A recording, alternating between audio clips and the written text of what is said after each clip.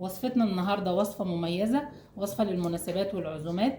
عملنا الكتف البتلو بطريقة بسيطة، تتبيلة خطيرة روعة، خلت طعم الكتف حلو جدا، واللحمة دايبة ومستوية طري جدا، مع شوية رز مبهر، حاجة كده تحفة. تقدميهم معاه وبالهنا والشفا. ده كتف بتلو وزنه 3 كيلو ونص، جبته من عند الجزار كامل بالريش بتاعته. قطعته كده 2 علشان الصينيه اللي هسويه فيها حجمها صغير. غسلته كويس ونشفته وصفيته من الميه بتاعته. هفتحه بالشكل ده. هعمل الفتحات دي علشان ادخل فيها التتبيله اللي هعملها عشان اللحم بتاعه كله يتطعم.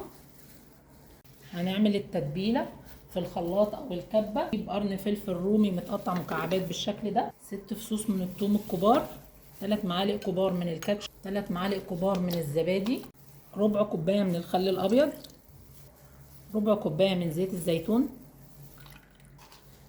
معلقه كبيره من الملح، معلقه صغيره من الفلفل الاسود، معلقه صغيره من البهارات السبعه.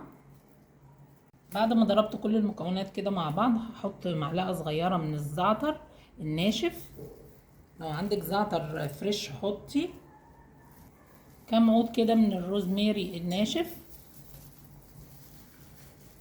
هنزل بخليط التتبيله على الكتف بالشكل ده، وادخل جوه فتحات اللحم اللي احنا عملناها.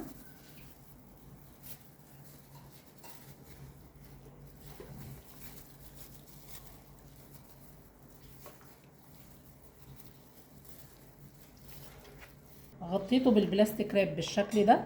هدخله التلاجة لمدة ليلة كاملة علشان يتشرب من التتبيلة ويديني الطعم الحلو، ولما تستوي تبقى اللحمة دايبة. ولو حضرتك مستعجلة وما عندكيش وقت، على الأقل سيبيه في التتبيلة 3-4 ساعات علشان يديكي طعم حلو. بعد ما سبت الكتف ليلة كاملة في التتبيلة، وانا كنت حطيت معلقة كبيرة من البابريكا، معلقة صغيرة من الكركم، بس الكاميرا ما جابتهمش اثناء التصوير، حطيتهم في التتبيلة بقى معايا بالشكل ده.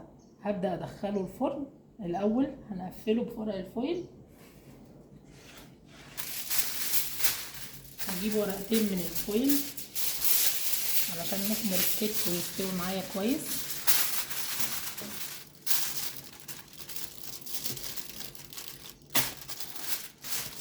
فيهم ورقة زبدة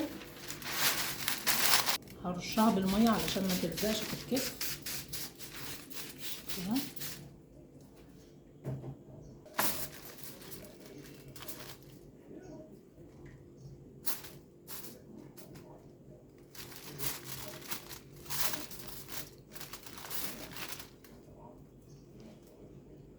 كمرته كده بالشكل ده كويس بورق الفويل، لان هو تسويته معتمده على الكمر. ورق الفويل بالطريقه دي هدخله الفرن على درجه حراره 220 لمده نص ساعه في الاول، وبعدين هخفض درجه الحراره ل 180 واسيبه 3 ساعات. هنعمل شويه رز مبهر نقدم عليهم طني. جبت مكعبين كبار من الزبده على معلقتين كبار من الزيت بالشكل ده. هنزل فيهم بورقتين من اللورة، فصين من الحبهان، عودين من القرفة، مكعب مرقة، مع 5-6 فصوص من الفلفل الاسود بالشكل ده. اشوحهم مع شوية من الكركم. تطلع ريحة التوابل دي كلها عليا.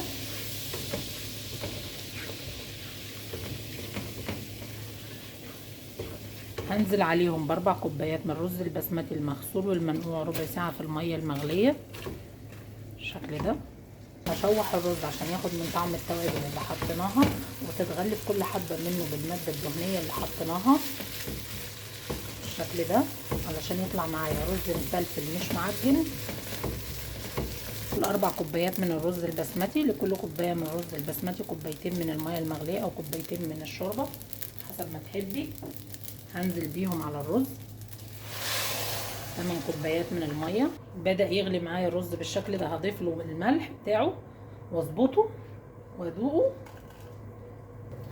هغطي الرز واسيبه على نار عالية لحد ما يتشرب، بعدين اهدي النار واسيبه يكمل تسويته. استوى معايا الرز بالشكل ده، شايفينه مفلفل ازاي، ريحته جميلة، طعمه حلو جدا. خرجنا الكتف من الفرن، شايفين شكله عامل ازاي، مستوي واللحمة دايبة، حاجة كده طعمة. تتبيلة بسيطة خلت طعم الكتف روعة، يا ريت تجربوها.